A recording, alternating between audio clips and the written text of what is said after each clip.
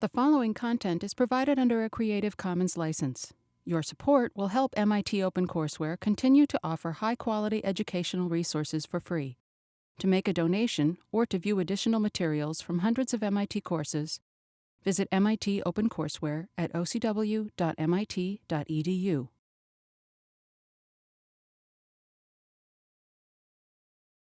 So today, we're moving along chronologically, and today we're going to look at two films from the 1920s. And both of these films were extremely influential on later documentary filmmakers, which is why we want to look at them. But they have extremely different sensibilities and extremely different styles. And they also have extremely different visions of what they want to do with this new emerging camera film technology.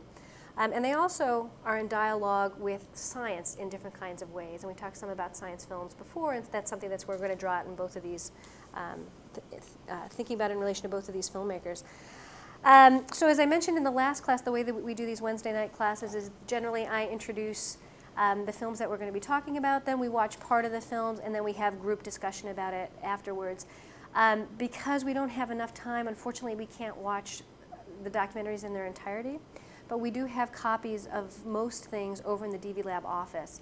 And for a lot of the films, we have 3 copies of each. So if you want to borrow DVDs and watch the rest of it at some point, if you have a chance, you can also get them out, take them out with Dave, in addition to getting camera equipment from him.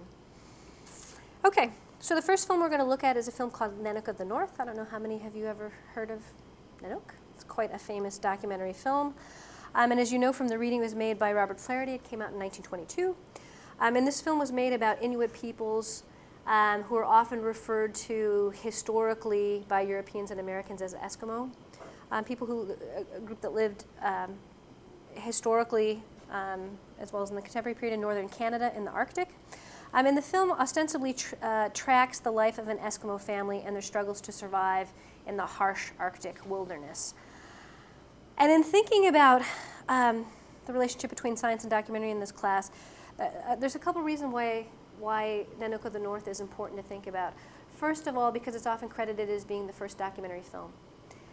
And as we talked about in the last class, the term documentary itself wasn't really coined until the 1930s. So you didn't really, at this point, it was still too early, you didn't really have a distinct genre of documentary film.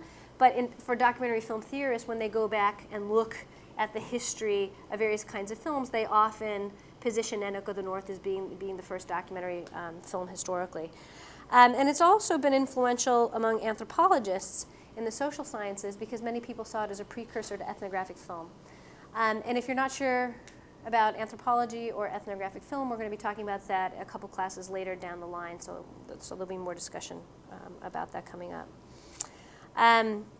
So I mentioned in the last class how from the very beginning, from the time that you had the Lumiere brothers inventing their camera in the 1890s, the early histories of film were very international in origin, right? So we talked about how the Lumieres, they immediately had their operators going out at different parts of the world, taking these films, showing them to audiences. So from the very, very beginning, it was a very international, it had a very international scope. And I also mentioned in the last class that you have to keep in mind this was also the colonial period. So this was really the height of European colonialism. 1/3 of the landmass of the globe during this period was controlled by the British in some form, either through direct colonies or indirect protectorates. Some people argue that 1/4 of the world's population were under some form of British dominion. So between the various major European powers, and the U.S. also had its hands in some of this, but it was very much a colonial international terrain. And so you have to think about the dissemination of cameras and early films in that kind of context as they moved internationally. And you also have to think in the context of the U.S. and Canada, you also had internally colonized people like Native Americans or the Inuit in Arctic Canada. And I don't know how many of you have talked about this in basic history classes elsewhere, but in the 19th and 20th centuries, you might know that ideas of social evolution were very common. Any sense of what those ideas of social evolution were about?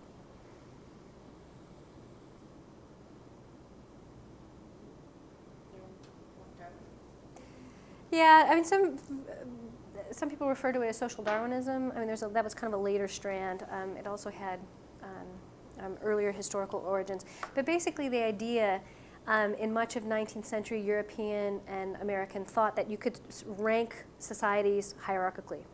That societies were ranked. There were some societies that were seen as being more primitive and more traditional, and they were seen as being ranked, and the groups that were seen as being sort of the most civilized or modern or progressive were European countries, and Americans, of course Americans, were, but it was very much this idea that somehow societies could be ranked in a certain kind of way, and the idea that societies would evolve or transform from being more primitive or traditional to being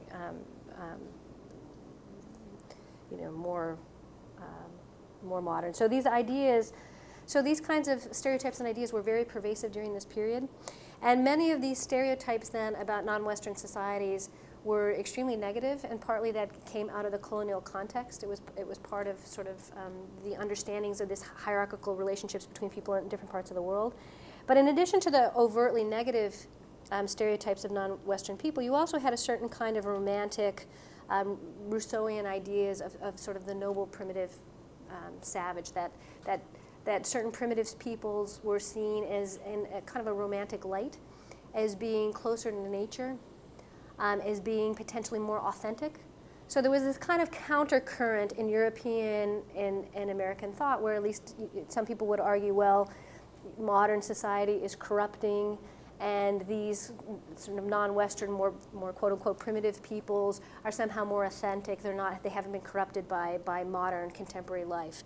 And so many people have talked about Nanook of the North as being a film that sort of came out of this romantic primitivist tradition. It was a wildly popular film, okay? And we talked in the last class about how the early science films were also part of popular entertainment, right? They were shown in movie theaters with vaudeville shows. So entertainment was very much a part of the early film terrain. And Nanook as entertainment was wildly successful. There were press kits, and I can't remember whether I had this online, but for those of you interested, I'll pass this around. This is some of the early press kits that when Nanook was being shown in theaters, they had all these ideas for shopkeepers about what you should do to publicize it, and all these ideas about how you should build igloos in your lobby and put around fake snow. And so anyway, the press kit from the 1920s is quite interesting about ideas about how Nanook should be publicized.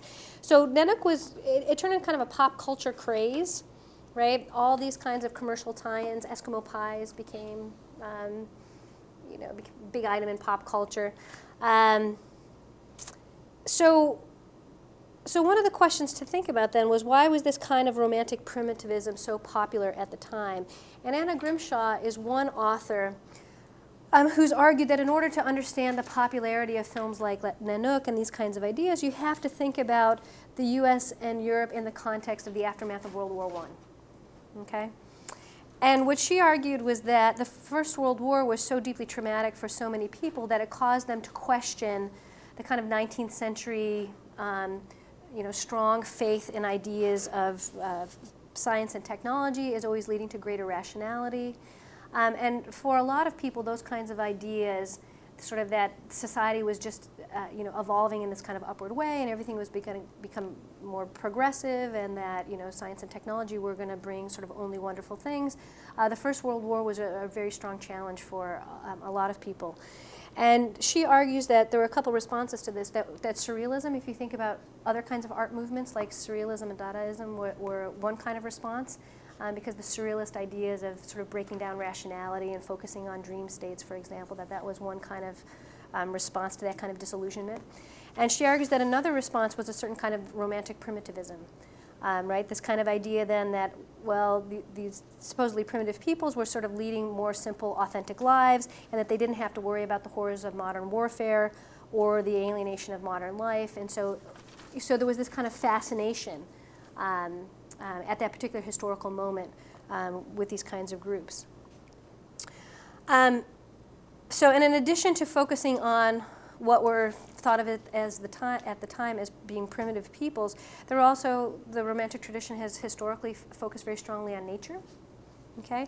And there was often expressed a kind of longing for an untamed nature in wild spaces, which was associated with the fact that many those spaces were being transformed because of colonialism or because of economic expansion. So there was often a kind of nostalgia for certain kinds of landscapes. So Nanook was a film that brought both of those trends together, an interest in a certain kind of romantic primitivism that was also tied to certain kinds of nostalgia for certain kinds of natural landscapes. You've read a bit in the readings about Flaherty's background, the filmmaker. You know that he was the son of a mining engineer. He grew up in northern Michigan. He was very kind of outdoorsy type ever since he was a kid. And he started out in the north because he was searching for mining deposits. And then he increasingly began working on film projects with the Inuit. You might have read about how he had an early version of the film that ended up being set on fire and destroyed, and he ended up going back and sort of reworking it, working it completely. But anyway, we can talk more about Flaherty after you've seen a bit of the film. So just a couple things I want you to be thinking about as we watch a bit of Nanook of the North. The question of why was it so appealing to so many people at the time? Why was this considered to be a classic film? And it still is often on the list of top films ever made. You'll find Nanook. The second question to think about is how is it constructed as a film, as a documentary film? How is it put together? How is it made? And the third question is what are the kinds of representations at work in the film about Inuit as a group? Okay, so just a few things to be thinking about as we watch it. We're going to watch about 20 minutes to half an hour of the film.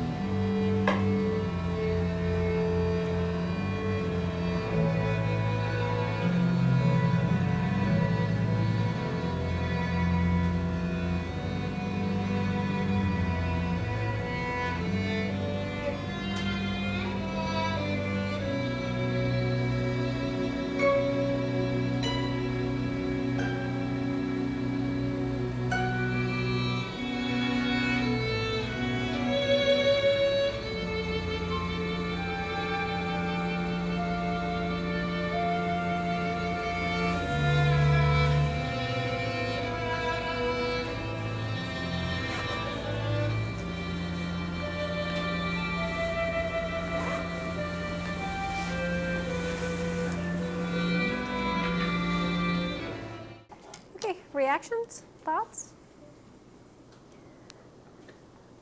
What do y'all think? For something made in the early 1900s, it was pretty good. Yeah, it is. It kind of holds up, doesn't it? Yeah. Yeah. So what did you like about it? I don't know. I don't know. I guess it sort of just had that old movie feel to it. Mm-hmm. It reminded me of the last STS class I was in. We watched a few clips from Charlie Chaplin's Modern Times. Yeah, that's great. And it just sort of reminded me of like that similar type of movie. It just has that feel good type. I don't know how to express it personally. Other thoughts, comments? It's cool because the stuff like I've never seen, like as far as like the building and stuff. I mean, even though nowadays you could probably go out there a lot easier with the equipment, but yeah, like they don't show that type of stuff because it's more like not following one person in modern films about like visiting places. So Yeah, and I mean, and just we're going to be talking particularly when we look at Vertov's film, which is a film very much about the modern technology of the time. So again, thinking about Flaherty as somebody who's partly reacting against that, and so here is like a real appreciation with that igloo building. It's like, look at here's a technology that wouldn't be considered, modern by contemporary Southerners as Inuit people would refer to people down here. But isn't this fascinating watching the way that they put it together and the amount of ingenuity that goes into doing it? So it's about technology in an interesting way, but different than some of the focus on technology that we'll see in some of the other films. Jessica, you had a hand up? Oh, yeah, I was going to say what I found interesting, or at least what got me really interested in the film was that it's a totally different way of life that, different from the viewers in that day when it was published or shown, and now. I think that was what really fascinated me. And it was just interesting how they interacted, like with the filmer. Like sometimes they look at the camera and sometimes sometimes it seems scripted. Like, the fishing part where he's like, there's all these different angles, and I was like, wait, like how is he there like all the time? So yeah. So that's an important point that we should go back to, is sort of how the piece was put together. Maybe we could talk about the film more generally and then go back to those questions about how it was put together. Oh, and I should just say the parts that you didn't see, for any of you who get a chance to watch the rest of it, there's a number of really interesting hunting scenes. So there's more with Nanook fishing, and then there's also a very famous scene with a seal. Trying to hook a seal through an ice hole, a very famous walrus hunting scene. So a lot of it's hunting, and then there's also a big storm comes up and they have to get to safety, and so basically it's about sort of day-to-day survival. So that's the pieces that you didn't see. But then what you started out by saying, sort of the fascination with this way of life. I mean, one thing to keep in mind at the time period, and it's still true today, that one of the things that people were interested in with the very early films was using it as a way to explore or gain some knowledge, however superficial or deep, of people in other places. So you can think of it, during a time period when, contemporary tourism with the ease which we do it was obviously not an option for many people. So a fascination with film is a way to sort of get some sense of what life were like in different places, being a primary interest for people in early cinema. Matt, I think you had to add. I found it interesting, obviously in modern day you have a narrator going on while they're doing the action, but he had to sort of preface it as much as he could, but as short as he could. He had to preface every scene as much as he could, but in as short of sentences as he could, since he can't just fill a screen with 2 paragraphs worth of writing. Right. So because it's a silent film, and there's no narration, there's no dialogue. So to try to explain things for audiences who wouldn't be familiar, these really brief intertitles, and quite evocative also, for a popular audience. Many of the titles in terms of sort of picking interest in. I think just to build up what you were saying about kind of how different these people look or have been represented, I think there is really this interplay of similarity and difference is what's most striking about the film. Like Flaherty has made all the efforts to show them as very, different kind of, for the environment they live is nothing, the audience have seen or can even imagine.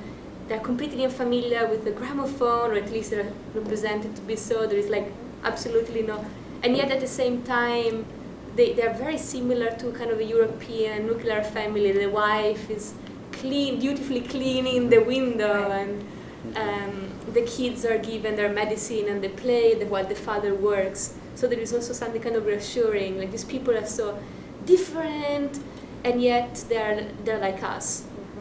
Yeah, so let's talk about this. So one of the questions I asked you to think about is sort of representations of the Inuit in the representation of the Inuit in this film, and also the question about why it would have been appealing at the time. And so what you're saying sort of goes a bit to both of those. But can we draw that out a bit more? Sort of. So what was the image of the Inuit that Flaherty was trying to construct through this film? Very hard workshop. I think that, I mean, a big part of it was like the music, but like it made the Inuit lifestyle seem very, they like said like they're happy-go-lucky, even though like their lifestyle is like building an igloo is not like fun by any means, I'm sure.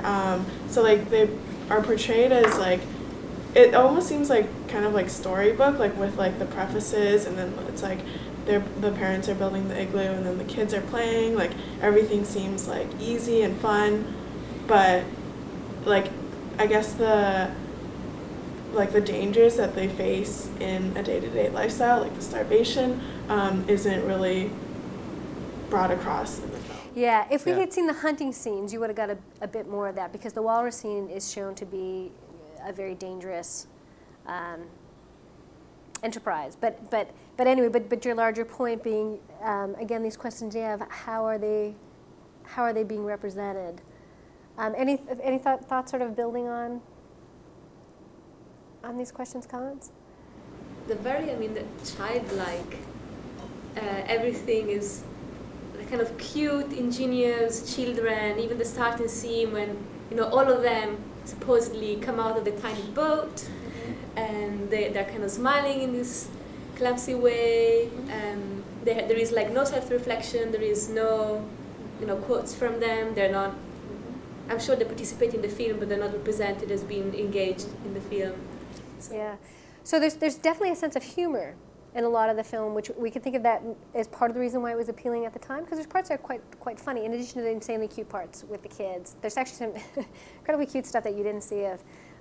Some of the kids, they make these little snow animals, and then they have these little toy bow and arrows that they're shooting them with. It's just like the cutest thing. It's like everybody goes like, oh, when I show it in my classes. But so there's the use of humor. There's cute images of kids as a way to sort of create a sense of appeal as part of it. But again, these larger questions that you're raising, I mean, and Sean mentioned this also with the sort of the description of them as sort of happy-go-lucky Eskimos. What's potentially being left out of the picture, Anahita? I mean, actually, my impression was kind of the opposite. That I don't know. I think it's very subjective, but I thought, building up on your idea that social evolution and the hierarchy, I think it was more trying to show how we think of the primitive people, like they have this miserable life. They have to starve. They don't have modern technology, so they have to put up with really awful stuff. But then we see that, well, they're happy children. They still live, even though they have to go hunting, but they're people. They have a happy life and they enjoy their life just as much as we do with all the war and the modernity and technology that we have. Serena, do you have a Yeah, no, I think also it shows like how hardworking they really are, because like all the stuff they're doing, it's like something that we wouldn't know how to do. Like if we went out there, we couldn't do it ourselves. And so even though it's different and like it might not be as complex as something that we think now is modern technology, it's like really like they're working really hard, which is kind of.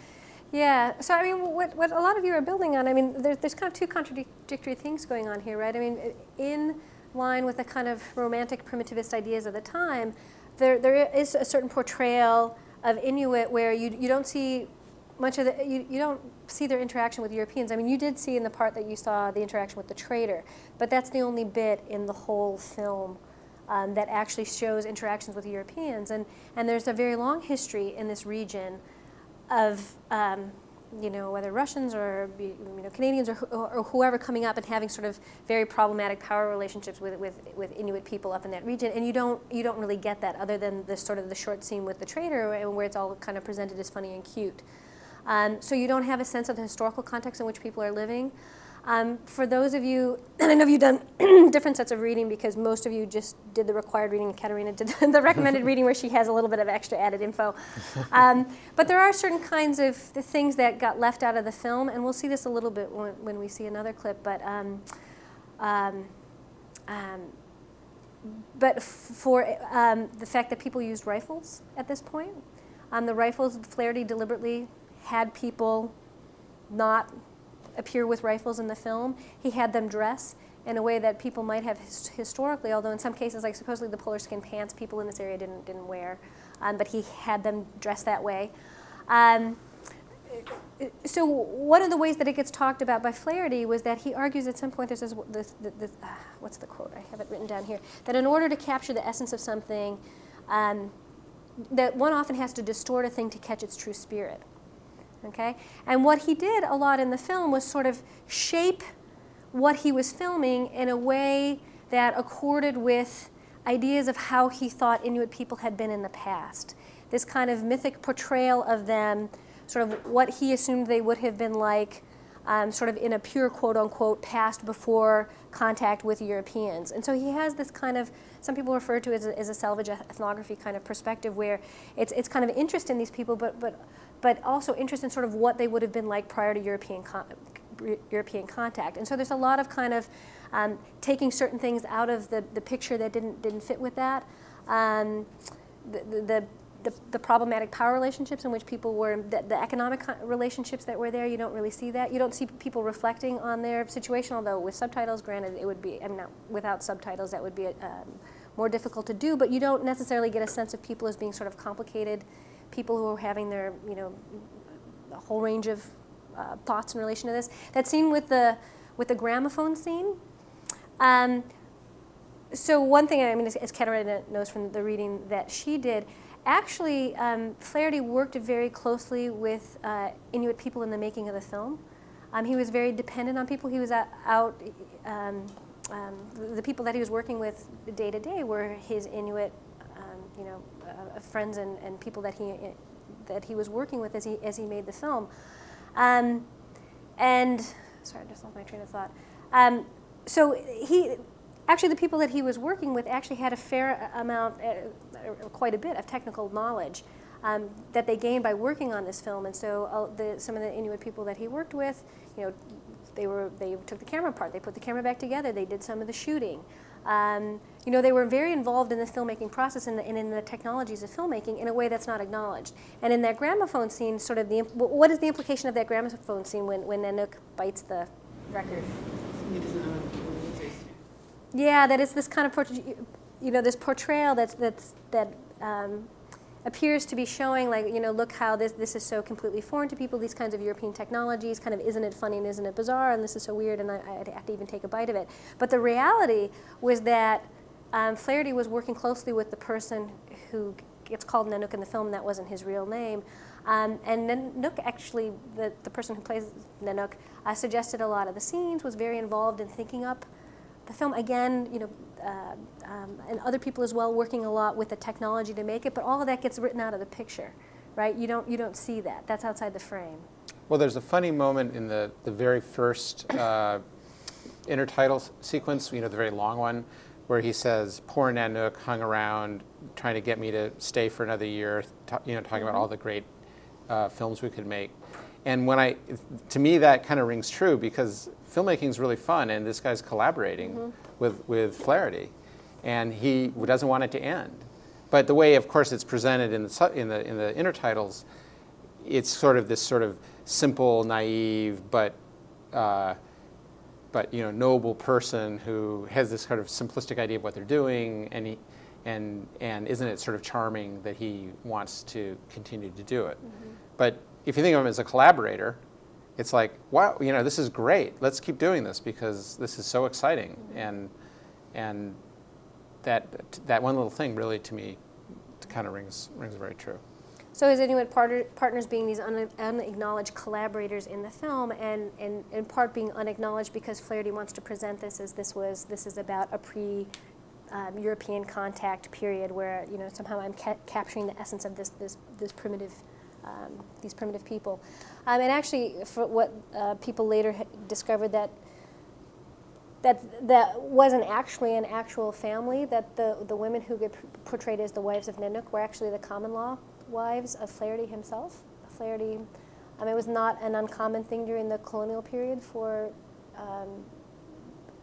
European white men in the colonies to have relationships with women in the places where they were working. He fathered children in the North that were not acknowledged by his American wife.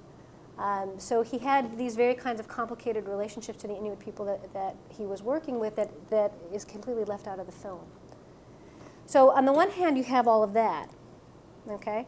And on the other hand, one of the issues that Katerina also raised is the kind of reassuring sense that, well, these people appear to be so different in the film, but they also seem very sort of familiar in a sense, that here's this family, watch how the family is working. But something else to keep in mind, this is something that was quite innovative about what Flaherty was doing, was the fact that he was taking these images, but he was focusing on particular individuals, and he was focusing on a family. A lot of photographs you would find at the time during the colonial period, and a lot of films after this as well, would often focus on non-Western peoples as ethnic types. Right? So you wouldn't necessarily see photos, for example, of individuals. You might see a photograph of an African woman that says Bantu woman with basket on her head or something like that. Much of the visual imagery was about these racial types rather than about individuals. And something that was distinctive about this film was the focus on particular individuals. So that was both breaking with much of the contemporary usage at the time, and it was also a way to pull audiences in. Right, because audiences, became fascinated with this family, with particular individuals, and they end up following. It becomes more of a story. It becomes more of a narrative. Okay, and that also, for film theorists, is seen as being one of the major contributions of this film. That instead of sort of random images of different places, the pieces get put together to create a story around this family, and the story being about the struggle. To survive in this kind of context. We should change tape. Tape. So we're going to take just like a 2-minute break to change tape in the cameras. Okay. So just to recap a bit, so for Flaherty then, this idea that he had, that many people at the time had, that the Eskimo way of life was disappearing, and so it was important to capture the way that life would have been before pre-European contact, before that was completely lost. So that being part of the idea of salvage ethnography of the time, which even though Flaherty was not an anthropologist, but that being part of some of the larger language around this stuff that he would have been participating in. But before we go on, let's just talk a little bit about how this was shot. So, how was it shot? Any ideas? Thoughts? About how was it put together? What was the impact of the way that it was put together? One way to think about it, for those of you who were here last week, think about the way the Lumiere shorts were shot, some of the other stuff we've seen, and compare to this. I'm assuming it was probably hand-print because otherwise they'll just get a Google shoot. So. And then I also heard somehow that they showed it to Nanook, or I don't know if it said it on the screen at the time, so they saw it. Yeah. So again, in terms of his collaborative relationships with Inuit people that he was working with, they would have been seeing the rushes as they were created, and also had input into what was shot. So supposedly Nanook and some of the other people had ideas, and as Chris was mentioned earlier, that the person who plays the person of Nanook was really into the whole filmmaking process, and supposedly was always coming up with ideas. Why don't we shoot this? Why don't we shoot this? Because he was having fun and enjoying it. But so Flaherty was also getting feedback from people as he was shooting it. And some people have argued that even the aesthetic sensibility of the film, in the clips we saw, you didn't see so much of it, but some of them are just these gorgeous pans across the landscape that just have, the snow and ice, and then you might see like a few dogs in the distance. And it's very similar to Inuit painting styles. And some people have argued either that Flaherty was sort of deeply influenced by Inuit painting styles, or it might have been also some of his Inuit collaborators themselves using the camera and shooting it according to their own aesthetics. So again, this kind of Inuit influence on what Flaherty was doing. That's not really sort of more formally acknowledged. But other thoughts on how it was put together, Anahita?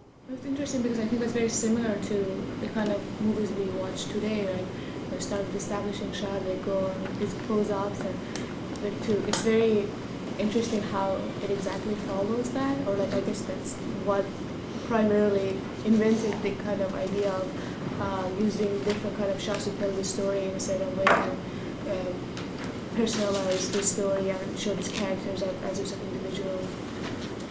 Yeah, one thing that is interesting is that in the 20 years between Cheese Mites and some of the other shorts that we saw last week and this, or slightly more than 20 years, the film grammar has been really established.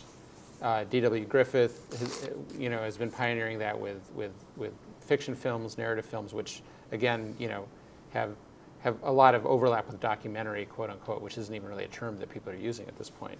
But yeah, close-ups, establishing shots, pans, all of those are really new and kind of exciting things that by this point people are used to watching in theaters, but they're not that old. And it completely changes the way the camera and then the audience receives the information, quote unquote, and the way that the stories are edited, created, manipulated. And I'm not using that term in a pejorative way, although obviously there's a lot of manipulation here. And it gives you just all of this latitude. I mean, think about how the characters are introduced. Nanook and his family.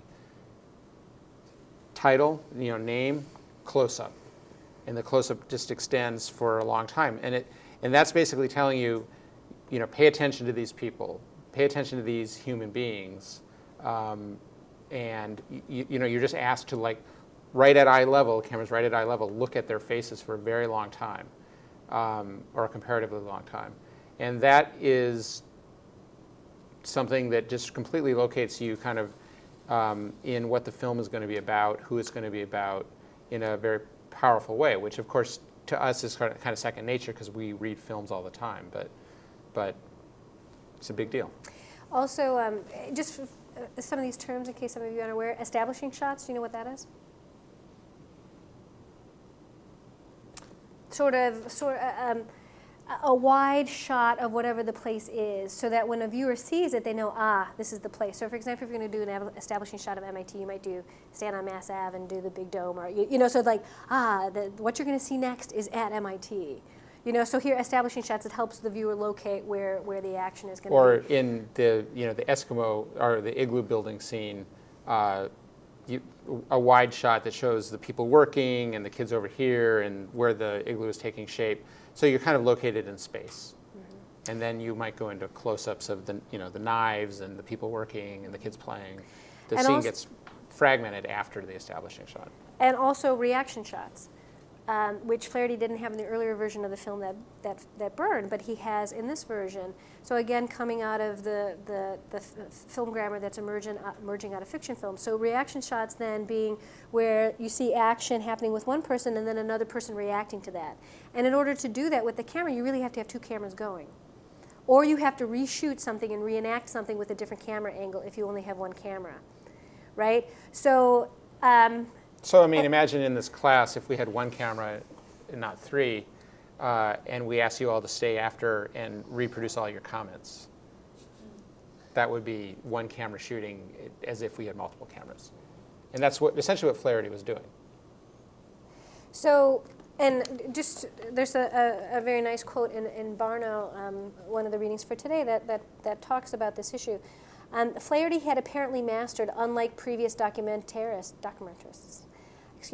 the grammar of film as it had evolved in fiction film. This evolution had not merely changed techniques, it had transformed the sensibilities of audiences.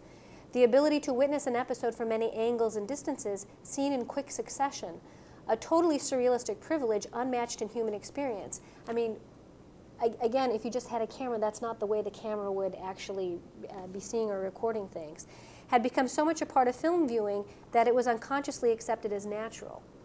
Right? So much of the shooting style that we just sort of take for granted, this is showing us what's really going on in the place, is an artificial construction, but we don't necessarily recognize it as such because we're so used to it being put together in that kind of way. And it relates back to the whole question of the frame that we talked about in the first class, and it's going to be just a huge preoccupation for everyone as you make your own films. What do you put in the frame, and not just in a particular shot, but how does what you put in that frame relate to what you put in the frame of the next shot and the shot after that, and how does one influence the other? And then when you're editing, what order do you put it all in? And one other issue to think about here is how is the editing done? So the editing here being described as continuity editing. In other words, that the editing is done in such a way as to give the viewer the sense of illusion, a realist sense of illusion of being in the place and experiencing things, right? Which is as you'll see later when we see the Vertov film with Man with the Movie Camera, is completely different from the kind of editing that was coming out of Soviet filmmaking during this time period. So a certain kind of editing meant to capture that sense of that you're in a place. So a realistic sensibility.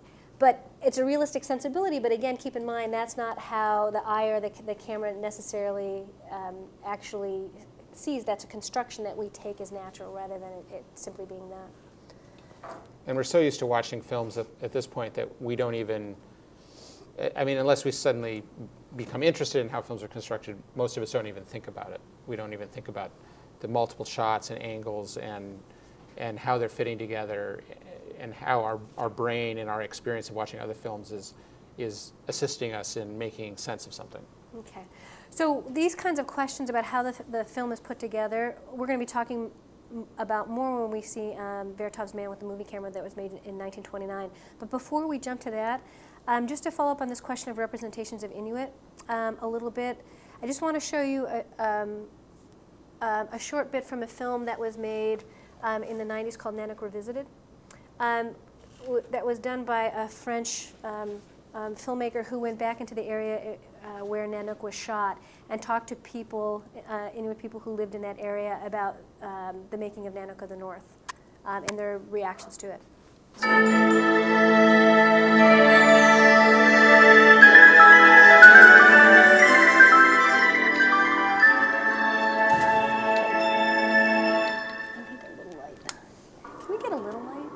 Need to be able to fast forward. Oh, never mind.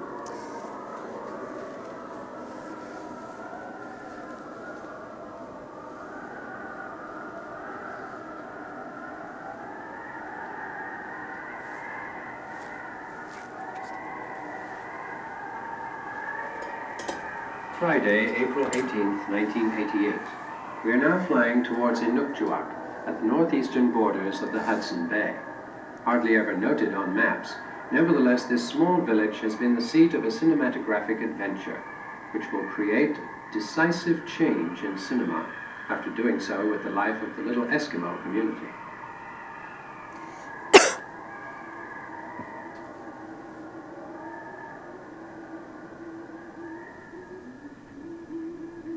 The scene takes place in 1920.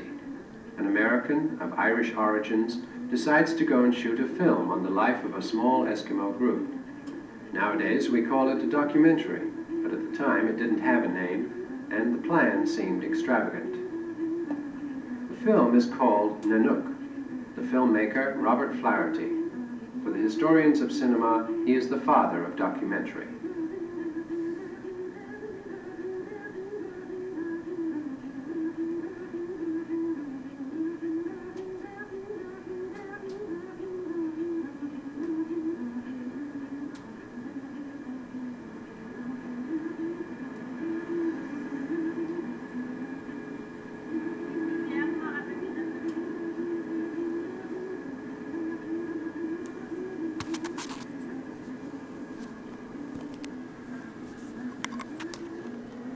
Today we are heading towards Inukjuak, 68 years after him, bringing with us a tape of his film and 70 pictures found in the archives of Revillon.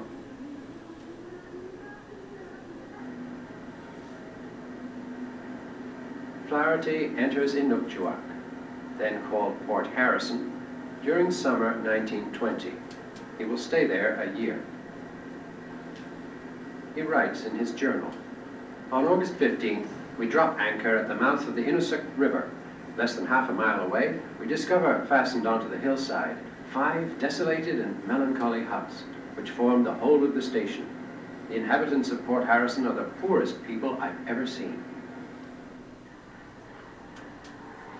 The day following our arrival, the mayor announces on the radio that we are organizing a projection of Nanook. This film of Robert Flaherty was shot towards 1920, a long time ago.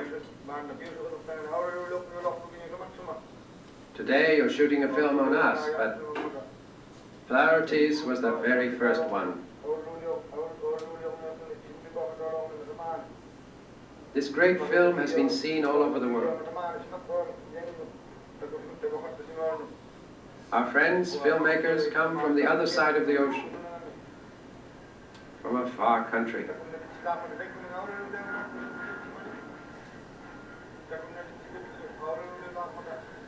We are going to watch with them this film and pictures of those times.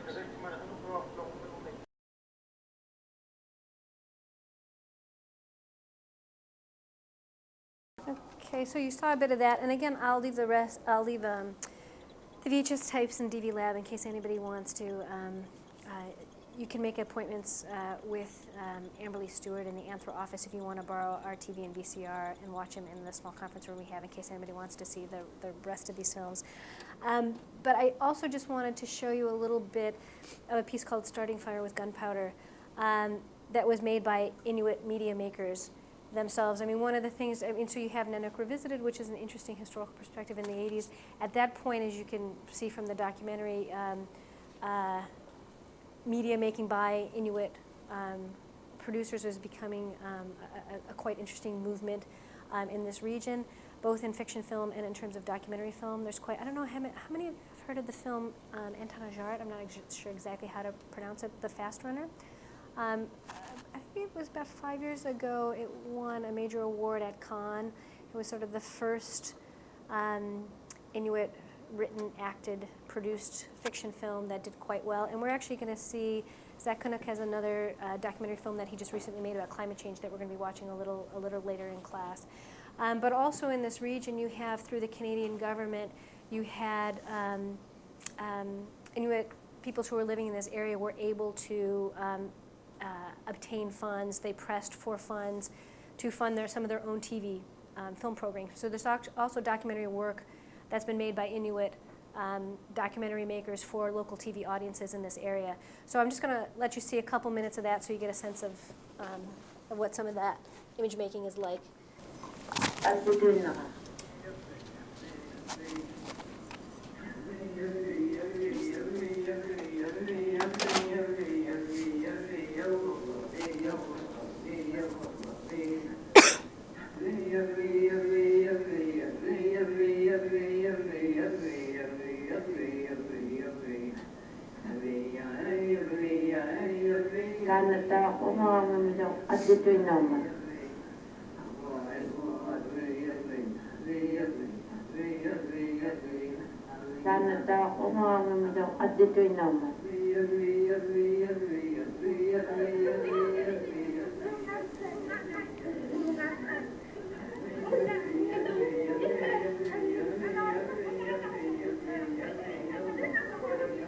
I think Inuit are not shy of television or radio. One of the main reasons is that they've always been very communicating kind of people, but it has been very slow because they would take messages from one community to another, from one region to another, only by dog teams. And it was only through word of mouth that they were able to pass this message on. And being, or not having any written history, this form of communication, radio and television, was as old as it was new, an oral form of communication. Josie Kusugak is right. We are a communicative people. Our language is called Inuktitut. There are far more films and television shows made in Inuktitut than there are books written in our language. I am Anne Mikitjuk Hansen. I'm a broadcaster, a journalist, and a storyteller. This is a story of Inuit television. Maybe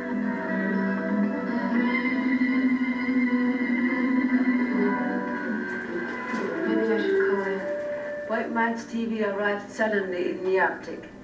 It was very seductive to many of us, but the exposure to that much English language could have wiped out our culture in a single generation. We had to find our own broadcasting voice. Inuit television started as a backlash in northern Quebec, where the introduction of white man's TV was met by stiff resistance.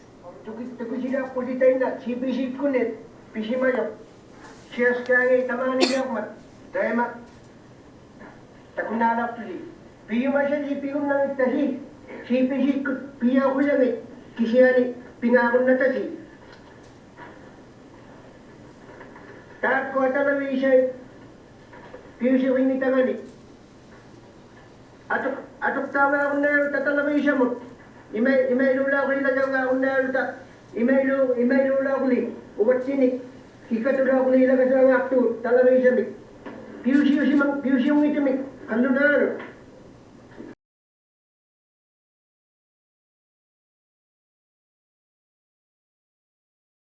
Okay, unfortunately we don't have time to watch more, but it's really interesting that there's so this soap opera partly dealing with issues of substance abuse in the area among young people, and it took the part of things like glue sniffing and anyway. So there's partly sort of educational soap operas, and there's a really interesting series that they did that's kind of an Inuit version of Superman for kids, which is really fun. Super schmoo. But anyway, so if anybody wants to borrow it, I recommend it. It's a really interesting documentary about Inuit media making. So reactions, thoughts about all this? The kinds of representations, well, the different questions for each of this. Let's maybe talk about Nanook Revisited first, which was the first one that you saw. So at least in the bit that you were able to see, how was Nanook understood at that historical point when they were filming in the 90s? The late 80s? Kind of like they were still like had their relatives, like their grandparents might have been in the film or not. And then it's also interesting to see how since it was filmed in the late 80s, and this is like, the modern view of what it's like now there, and it's like kind of like that was like 20 or 30 years ago. So it's kind of a little weird. That's like takes you back in time again. Right. Well, interesting to see why people were like, what was funny about the film? It was they were laughing so loud. Was it because, for the film already was representing things that would have been funny at the time, so probably even funnier for people who remembered, who were children then. Yeah, it's home movies in some ways, yeah. I find it interesting. It was kind of like a deja vu, for lack of better words, and how they all packed the hall to watch the movie that everyone had packed to watch, like 6 to 8 years before. And how it's still, in the sense of like brought the community together. Yeah. So you have kind of two different things going on. On the one hand, as people say, that this is an important historical record, right? Because those kinds of visual documents from the time period aren't available otherwise. And so, as it gets mentioned in the film, in some ways, the images and the photographs taken by Flaherty become kind of this big family album where, sort of people get to, I remember so-and-so, and remember so-and-so. And all this laughing, it's hard to know exactly what the laughing is about. Is it just sort of the fun of seeing themselves and people they know, or is it also because the construction of the film is different than the way that they would have put it together, and so it seems funny in that way? It might be a bit of both. People that they know dressed in polar bear pants. Right, yes. Exactly, which again was done for Southern audiences. So it might be some some mix of the two. So you have, I just want to mention the thought. So you have, I had some point that I was leading to, and I've just forgotten it, but it'll come back to me. Well, one quick point I would make is it's also interesting to then start to deconstruct Nanook Revisited. You have this, what we were talking about as the voice of God narration, in the first class, very tried and true documentary technique that leads to a certain kind of relationship or feeling with the subject. This guy with a plummy British accent translating what the Inuit women are saying and sort of pronouncing kind of the situation that you're going to be finding yourself in the film.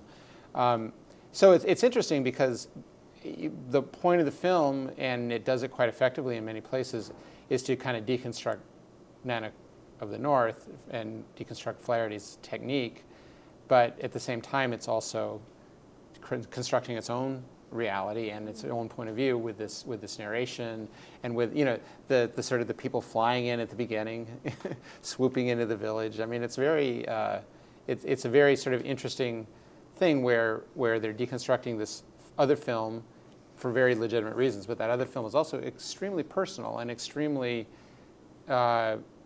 oriented towards people in a way that one isn't quite. So quite a dissonance there. The point I was thinking of was that, so on the one hand, you have people responding to Nanook, again, as if it's a family album and it's really important to have these images. On the other hand, you also hear critical commentary, like one of the TV producers talking about the gramophone scene, and clearly not being happy about the portrayal there. And so people both being, somewhat critical of the representations, but at the same time thinking that it's a really important historical record for people to have. So this kind of complicated relationship to the film. And then we have Starting Fire with Gunpowder, which I believe came out in 91, I'm sorry. That came out in 91. Thoughts about that? I thought, comparing the last two films we watched, the sense of agency in the third film was so much stronger just because of the different narrator, somebody of the community, and them in the third film, they had a different relationship with technology than in the Nanook Revisited, in which they were still kind of passively watching this movie and criticizing, but still watching and laughing and looking at the pictures. And in the third one, they had a lot more control over the technology. Right, so it's Inuit media producers using this technology for their own ends and constructing the media for the questions that they're interested in.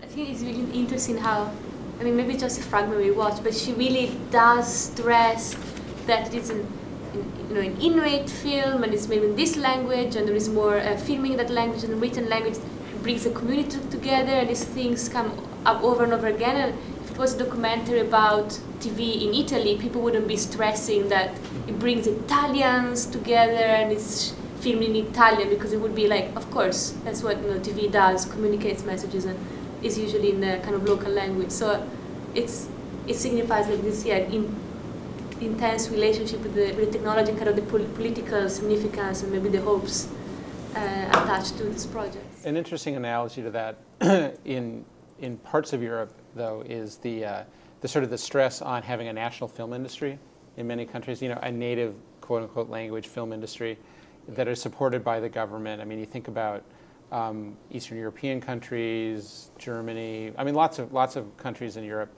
have a film industry because the government intervenes to make sure that they have a film industry. And it's for reasons of language and culture and defining yourself in opposition to these sort of hegemonic film industries like the American film industry and increasingly, even Bollywood. So that's a kind of, I think film often ends up carrying those kinds of weights for communities, cultures. But I think what Katarina is getting at, this move towards Inuit media making is also part of a particular kind of social movement.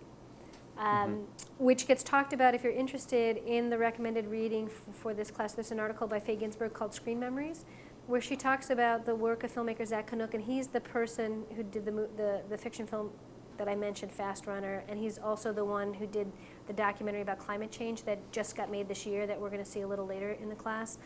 And what Faye Ginsburg argues there is that for many indigenous groups in different parts of the world, that often the discussion around media technologies is that this is sort of modern technology sort of doing things to them. And she talks about how for many indigenous groups, they talk about both the power that sort of outside media representations can have to do things like encourage language loss within particular communities, which is a real issue here.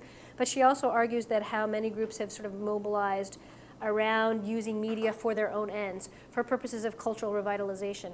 And so it's very interesting if you see a film like Fast Runner, that film by Zach Nanook, it's a fiction film that's based on a 16th century myth.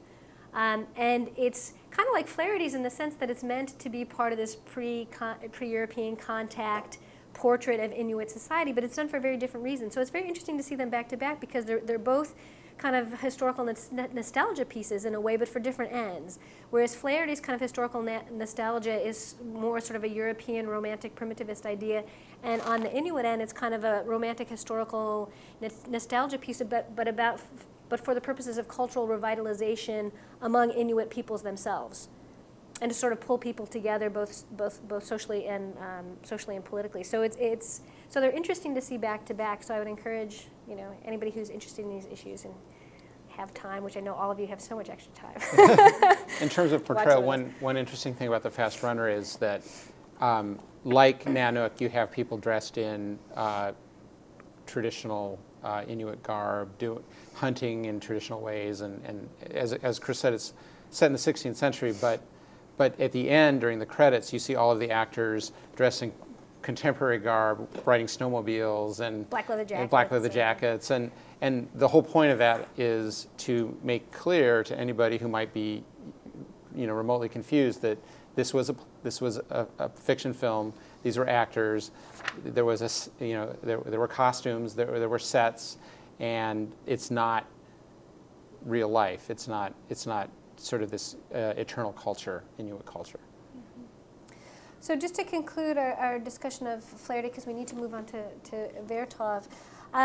So Flaherty again has been this incredibly influential figure within documentary film, but there's also been a lot of more recent debate about his work, partly based on some of the things that we talked about, sort of what kinds of representations were being constructed, what about sort of the stuff that was faked in the film, and sort of how do people think about that. And I think some of those historical debates have kind of, some of those debates have died down a bit now. So basically you had the kind of two sides. One side that sort of was celebrating the work of Flaherty, and the other side was sort of the more revisionist side that said, look, there's also quite problematic aspects of these representations. And I think now at this point, the idea is sort of more that it's a bit of both. That it was a very innovative and important piece of work for a variety of reasons. And it also has remained important to Inuit people themselves, again, because of its historical record. At the same time, it was very much coming out of a particular historical context that very much did feed into sort of European romantic primitivist ideas at the time. So it's a complicated piece that has some of both going on.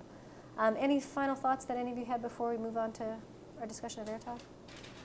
So now we're going back to the 1920s. So this film, Man with a Movie Camera, came out in 1929, so it's slightly later than the Flaherty Nanook of the North. It's an extremely different film in almost every kind of way. It was made by a Russian filmmaker, Zega Vertov, who was born in 1896, died in 1954. His name was a pseudonym. It meant spinning top. His actual name was Dennis Kaufman, or original name, who was born as the son of Jewish intellectuals in an outlying region of Russia. And as you know from the reading, Vertov started out editing newsreels for the new Soviet government right after it was formed when he was in his early 20s. And he made many films later on with his wife, Elizaveta Slivlova, sorry, I can't pronounce it correctly, and his brother, Mikhail Kaufman. And often in his writings, he referred to them as the Council of Three, and they issued a number of manifestos about film and about a new kind of film journalism that they were arguing was about capturing the quote-unquote prose of life. He was an impassioned believer in the ability of film to allow people to look at their world in new ways, which you see in his manifestos. And it was also, he saw it as part of this kind of thinking about the world in new ways is also for him being associated with the political transformations that he associated with the Russian Revolution at the time. Later on, he became involved in more feature-length films, and he also developed an increasingly complicated relationship to the Soviet government, particularly under Stalin as things became more bureaucratized. Vertov was a very independent-minded artist and filmmaker, and he was increasingly seen as being anti-planning and sort of marginalized within Soviet filmmaking. But despite his marginalization over time within Soviet filmmaking, he's had an enormous influence on European filmmakers, particularly avant-garde filmmakers, who still consider this to be a classic film. And it's this film in particular, Man with a Movie Camera, that's most widely known of his work. So this film is a dawn-to-dusk portrait of an archetypal Soviet city, okay? And it was actually shot in 3 different cities, Moscow, Kiev, and Odessa. A couple questions that you should be thinking about as you watch this film, okay? What is the particular vision of filmmaking that Vertov is trying to get at in this film? And so he put out a newsletter called Kino Pravda, or Film Truth. So this question of what was film truth to Vertov, what did he mean by this term, what was he trying to capture through his documentary filmmaking work? And also, he had a very strong vision of science and technology. How does that come out in the film? What's the portrayals of science and technology in this piece? And then the third question being, how does this film compare with Nanook? Because it's an extremely different style than Robert Flaherty's piece. If we think of the two of them together, both sort of coming out of the context of the 20s, what do those contrasting styles potentially suggest for us?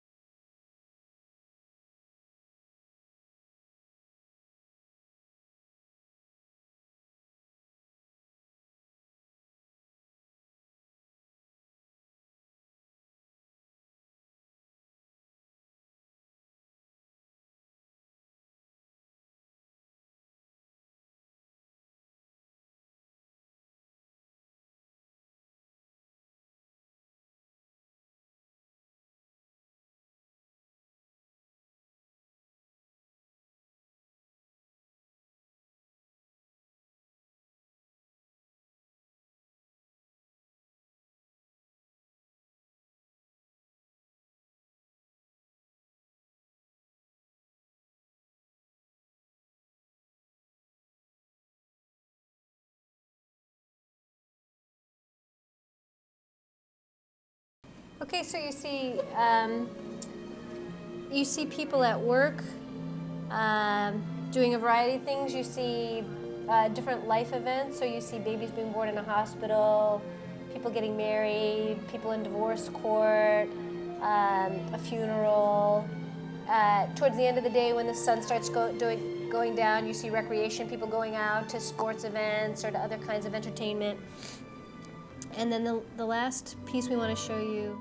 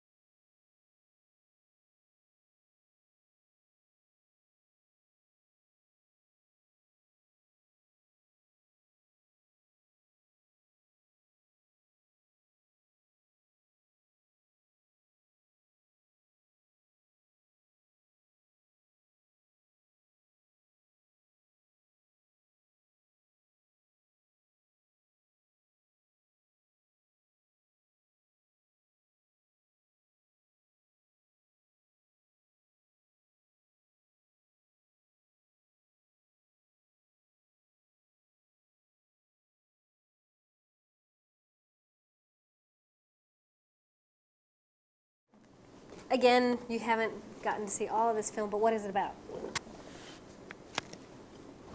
Go ahead. So what I got out of it is that it's like trying to say that like technology is like stagnant without people, and people are stagnant without technology. But like film has its life of its own that like people need to embrace. Yeah, so it has. It's making an argument about film and technology. A bunch of different arguments. Other expansions on that or thoughts? Questioning what you see is a lot of manipulation. But it's not like he's trying to hide it. He's trying to show you what the camera can do. Trying to show what the camera can do. Is there a narrative to this film? A day in the life, kind of. I mean, not quite, but like it does show from the beginning when there's nobody out, and then lots of people are out, and then people sitting down watching the movie at the end, kind of. Yeah, so you don't, and again, because you only saw a piece of it, it might be a little less clear, but again, it is supposed to be this dawn to dusk in an archetypal city, and again, it's images from 3 different cities that are edited together to make it appear as if it's like this quintessential Soviet city. So you see people waking up at the beginning, and then they go to work, and there's a lot of stuff in the middle about people working and watching technology and machines, you know, move as part of everyday kinds of work. And then, as I mentioned, there's all these different kinds of life events that you're shown going on. And then towards the end of the day, people are done working. They go, you see people, you see various recreation scenes, people going to sporting events. And then at the end, they go to the cinema, right? And they watch this film. So there's one kind of loose plot line that's about the dawn to dusk in the life of an archetypal city. And then intertwined with that, you have this thread about the filmmaker, right? So what's the thread about the filmmaker? I think it's interesting because it starts with this cameraman on a camera. I'm sorry? The scene, I mean, the film starts with the cameraman, 2 cameras, one cameraman with the camera on a camera, and it kind of carries on throughout the movie. The idea of the eye watching the eye, or the camera watching the camera, and then people watching the camera that shoot the camera. And it's like kind of the chain of the camera, or the eyes looking at each other, and the kind of aperture of the eye, and the curtain opening, and it was just like, I don't know, kind of a theme, and motion pictures versus kind of static pictures. The beginning. And it was also interesting because the music, on the minimalist music, the progression of, starts slow, and then the editing was very, like, with the edit with music, I think that was new in this one, rather than like the other ones that we watched before that. So the music, just to interrupt, but the music, this would have been shown with music, but the music would have varied, and it wouldn't have been exactly this music. But I believe Vertov did, I mean, he started out early on doing avant-garde sound compositions, and I believe that this was actually a reconstruction of the movie. Yeah, no, it's inspired by or something, yeah. But I mean, which the music, I mean, this is a silent film, but they would be played, when these films were shown, this one or Nanook, there would have been an orchestra or some kind of musical accompaniment. And I think that this soundtrack is sort of inspired by or a reconstruction of the kinds of things that Vertov experimented with musically. Yes. So it is a separate thing. It's not So married to the editing track. wasn't based on the music. It's a little bit of a not quite 1-to-1 ratio. So but, the music was done by the composer Michael Nyman, who did research on the period, the incredible artistic creativity that followed, immediately followed the Russian Revolution. And so it's based on research, imagining what the music might have been. I think they were like very closely related, or very. Yeah. Well, the editing is kind of stunning. I mean, if you think about the time period, it's, and then compare that to Nanook, it's just a completely different relationship to film, a completely different relationship to editing, and as people have said, what the camera can do. But before we get into comparison of Nanook and Vertov, because I think that's where we want this to go, but first can we get out a bit about sort of Vertov and what's going on here? So we have the parallels, as you note, between the human eye and the camera eye, going back and forth, making comparisons between them. And what kind of argument is he making? Do you guys have a... There's a bit of a danger in, like, I mean, he's climbing like a bridge over where the trains come in and then also going underneath the train track and stuff. So it's not like, and like as soon as like the train looks like it might have run him over, like the girl wakes up, like something was going on. I don't know if she's like related to him or something supposedly, but yeah. It's so beautiful. And I mean, it's incredible how the camera has a life on its own. The cameraman is trying to. You have the cameraman trying to film what the camera wants to film, right? It's kind of, and it's never really there. It's always climbing and making an effort, and the camera is showing all these things that you would never be able to see, are mediated by the camera and are mediated by the other process of making a film that they show, so kind of montage and screening. Yeah, it's really dazzling. Mm-hmm. So a lot of different threads going on. Maybe one place to start in terms of Vertov. One thing that you might have gotten from your readings was that he was heavily influenced by the Futurist movement in Europe. So the Futurist movement coming out of being inspired partly by Italian Futurism, French Cubism. Any sense of what those artistic movements were about? So there are a bunch of young males in Italy in the 20s, and they travel a lot in Paris. They see what the Cubists are up to, but the Cubists are mainly interested in space and in how emptiness is full and bringing up. But the Futurists are interested in movement. And this is why the Cubists would only paint in like brown and white, and the Futurists paint with colors, because colors associated with movement, and movement also associated with all these cool things that young males like sports, fast cars, war. Italy at the time is trying to have a couple of colonies in Africa, and these guys are really excited about it. They're excited about fast plays, and they're excited about breaking down the language. So we have this Future Manifesto, where they develop a way of writing without kind of giving up punctuation, like rules of punctuation and rules of plot. And there is a lot of communication between Paris, Italy, and Russia, a lot of back and forth. Mm-hmm. Yeah, exactly. So part of the influence on Vertov of the Futurist movement would be being a fascination with the future, which was very much associated with the possibilities of technology as they were seen by at least some people during this time period. So a fascination with machinery, modern technologies of various kinds, a fascination with movement, a fascination linked to both of those about what can the camera eye do differently or allow us to see about the world that the human eye can't. Okay? So this is where a lot of Vertov was coming from, and like some of the other futurists, he wrote a lot of manifestos. For those of you who are interested, it's on the website. But just to read you a bit of one of those, where he writes, I am kino eye, meaning cinema eye. I am a mechanical eye. I, a machine, show you the world as only I can see it. Now and forever I free myself from human immobility. I am in constant motion. I draw near, then away from objects. I crawl under, I climb onto them. I move space with the muzzle of I move a pace with the muzzle of a galloping horse. I plunge full speed into a crowd.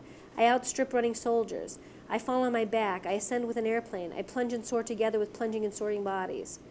And he goes on, celebrating the movement, the technology, the camera eye, that the camera eye is superior to the human eye. This is it directly contradicts what I said in the first class, but it's coming from a very different perspective, yeah. Yeah. But similar to with some of what was discussed in last week's class, a fascination, well, what can you see differently with the camera lens than you would potentially with the human eye? And the human eye, and a lot of people have critiqued Vertov for this, that there's this incredible celebration of machinery and technology, but the human eye is amazing. That actually the camera lens can't do a lot of things that the human eye is capable of doing. But there are some things that the camera can do that the human eye can't do. And so last week we saw some of the micro cinematography, the time lapse, the fascinating perspective you get by doing time lapse filmmaking to see things in a new way. And so here, Vertov's fascination with how can we see using the camera lens. Okay, and so as part of that, you get this kind of heroic portrait of the filmmaker as this kind of hero that's going to get out there and get people to think differently using the camera eye from all these different kinds of angles, right? That you can capture things in time, see it at another time period. You could get perspectives on things that you wouldn't be able to see before. You could have the filmmaker climb under the train in a pit and capture that angle, which the rest of us could do if we did that. But the camera eye allowing those kinds of perspectives to be recorded and to be shared. And in addition to this, the focus on editing. So what is the editing like here? And how is it different than what we saw in Flaherty, for example? Matt? I mean, he tried to make the editing really profound, at the same time really obvious that he put a lot of effort into making it profound. By the fact that first he exposed himself, so you know the guy who's actually doing the editing, and also it shows the woman doing the editing, and then he does some really ridiculous thing with it, when the two scenes split and then went upside down. So I mean, it's almost like controlled chaos in a way. Whereas he took everything and then just put it all together, something logical. Right. Whereas, I mean, again, with Nanook, you're using editing to create an illusion of the way we perceive reality with our eyes and our brains, taking in a scene, close-ups, establishing shots, pans. Here, it's very much saying, no, editing is its own thing. Editing, for the sake of editing, is what filmmaking is, and it just links up to sort of theories of montage, which is sort of like sequences of shot, which were very big in Soviet cinema. But it's basically saying, again, this is not the human eye, this is not the human brain perceiving stuff. We're doing something, in his opinion, better, something you can't do with your eye and your brain. And here's how it works. I'm going to break it down for you. I'm going to show you the person doing it. I'm going to show you then I'm going to show you how film works, stills going into motion. I'm going to show you what happens when you take this shot and put it next to that shot, and how it changes when this shot is now next to that shot, and how you reverse them, and how you split screen, and what that does. I mean, it's really interesting. So just to follow up on what Chris was saying, so montage, being strongly, a particular kind of montage anyway, being strongly associated with early Soviet filmmaking. So how is meaning created then? Sorry? The juxtaposition of images, the associations. Yeah, and what kind of images do you want to juxtapose, or what philosophically are you trying to do when you're juxtaposing these images? You're saying they're connected, and then also depending on how you edit it, it can be like making it more glamorous or something, or I guess in this case it was more showing off.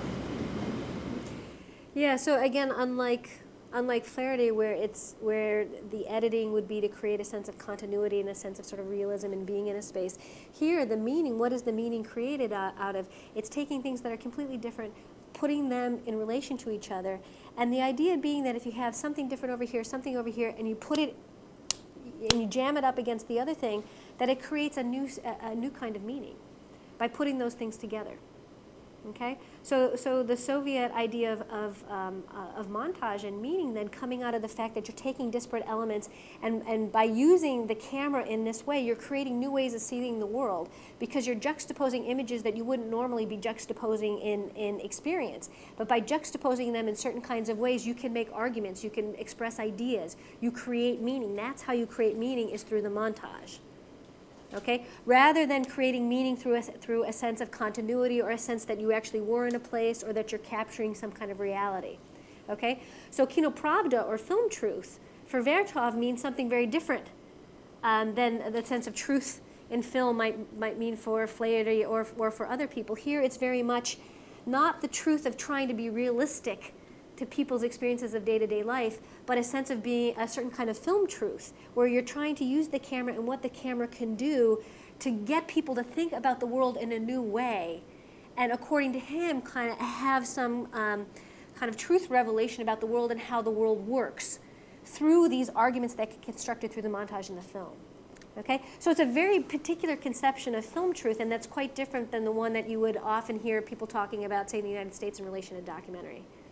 And you can, one way to think about it is in terms of manipulation. I mean, all film on one level or another is a manipulation. And with the Flaherty approach, the whole point is to hide the manipulation.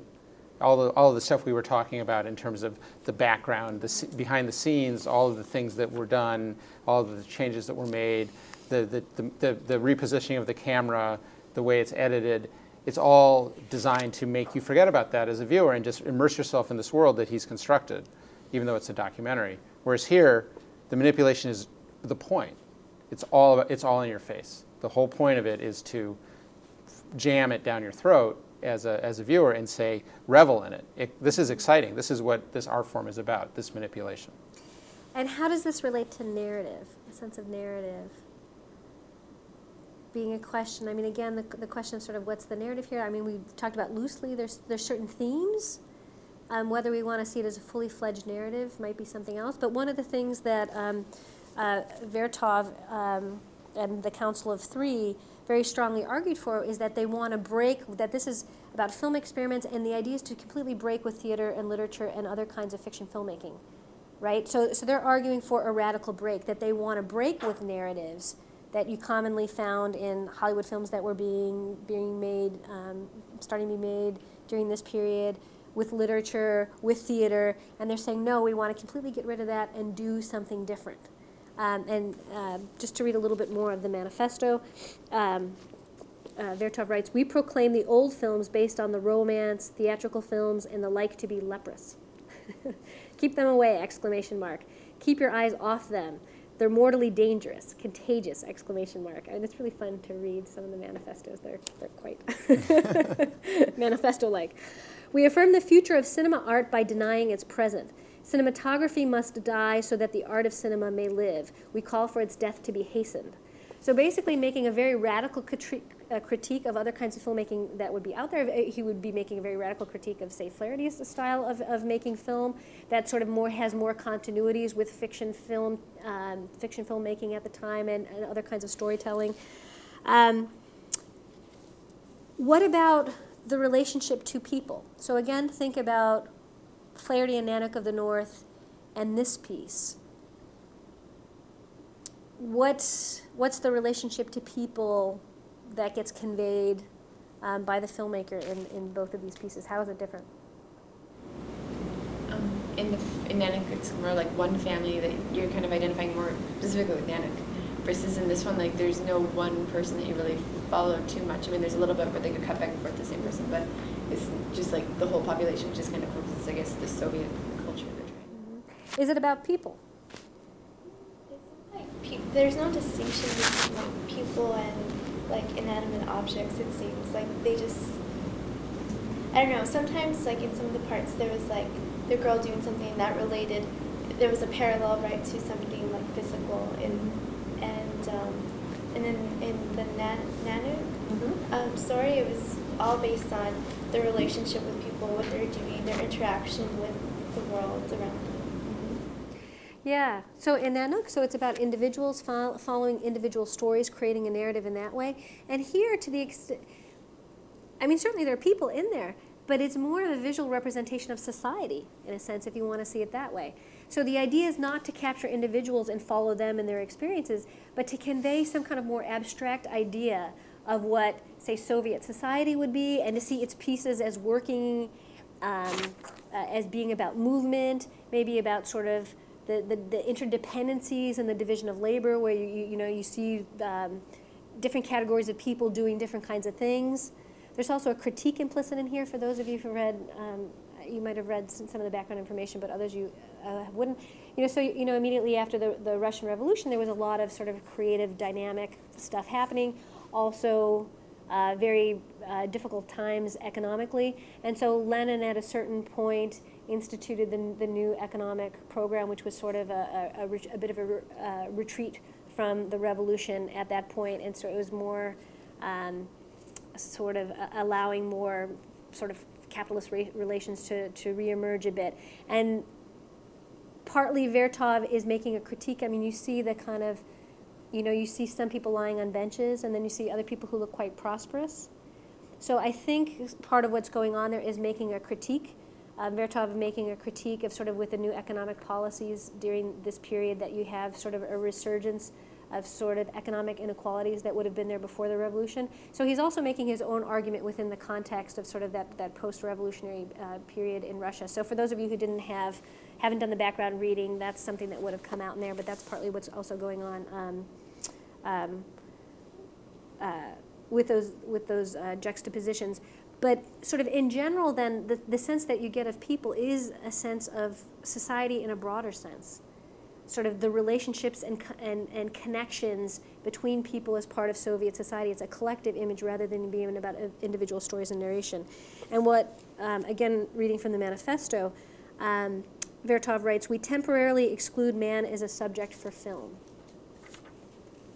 Our path leads through the poetry of machines, from the bungling citizen to the perfect electric man. In revealing the machine's soul, in causing the worker to love his workbench, the peasant his tractor, the engineer his engine, we introduce creative joy into all mechanical labor. We bring people into closer kinship with machines. We foster new people." Okay, so what's the kind of image of society here? Each person has a role in a bigger society, which he's trying to show like how it all works together. And the relationship to technology here? Very much an MIT theme. We love technology. That's what's going to save the world. We don't need politics. We just need better iPhones. It's beautiful.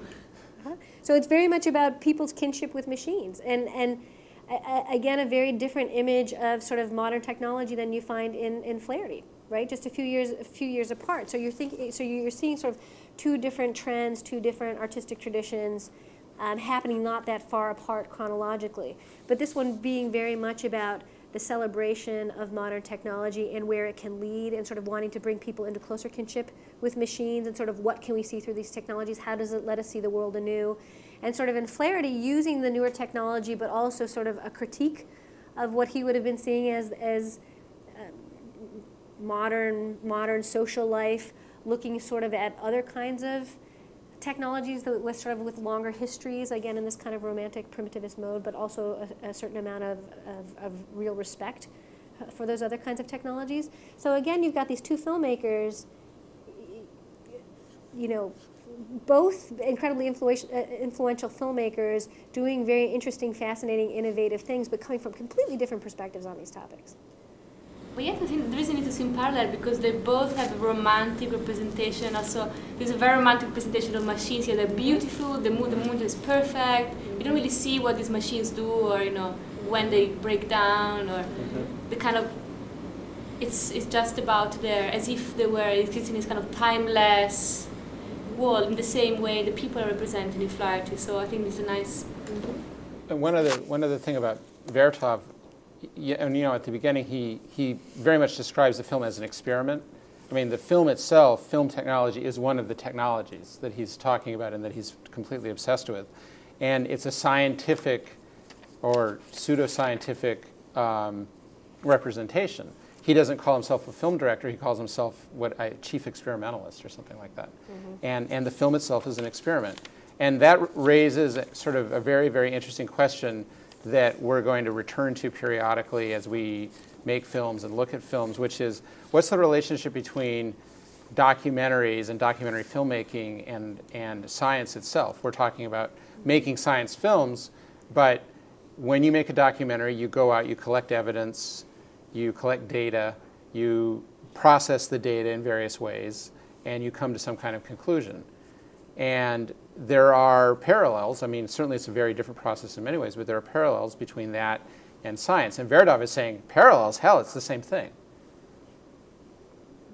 But as we go on, we're going to be looking at, what's the relationship between those two processes and truth, reality, whatever word you want to use to describe what we're after. So just to conclude, just to throw out a couple things to be thinking about then, following on what Chris is saying, as we go through the rest of the class, and as you think about making final projects for yourself in different kind of pieces, to thinking about the different techniques you might be interested in using. I mean, what kind of story do you want to tell? Do you want to tell a story from the point of view of an individual and follow him or her around? Do you want to use montage to tell your story? Is the focus going to be on editing as a way to construct the ideas in the piece that you're doing? Do you want it to be more narrative driven or more non-narrative driven? Do you want it to be a realist aesthetic where you're drawing attention away from the camera? Or this is a highly reflexive, in some ways this is very, the Vertov piece is very contemporary in the sense of being reflexive, in the sense of focusing on the process of filmmaking itself as being part of what it's doing. Would you want to be reflexive in your filmmaking? Would you include, sort of references to yourself as the filmmaker, shots of yourself, kind of talking to people, or, your hand going out and doing various things, or, do you want to include yourself as part of this process?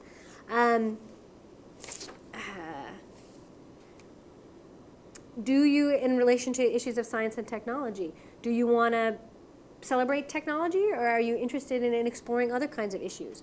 What kinds of relationships do you want to foster with the subjects that you're going to be portraying in your film?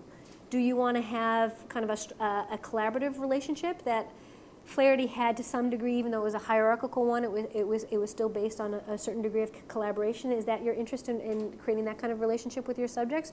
Or are you interested more in not so much the subject's point of view, but more what you want to say as a filmmaker, using those images that you take to say something else? What kinds of relationships do you want to foster in the process of making films? Anything else I'm leaving out? Well, sure a whole a lot. semester's worth. Yeah, we'll keep going. But anyway, so the idea is to be thinking about these completely, two classic films that have been incredibly influential and powerful, completely different techniques, styles, ways of editing, everything else, and to think about the range of choices that you all have. And when you go to think about doing your own pieces, what interests you? What do you want to drive you? What do you want to drive the piece that you're going to do? So just the last word, just looking ahead to Friday, these are both silent films. On Friday, we're going to introduce sound. You got to play with the camera last week, so now we're going to take the next step. And we'll also look at some of the things that people shot and talk about what worked and what didn't.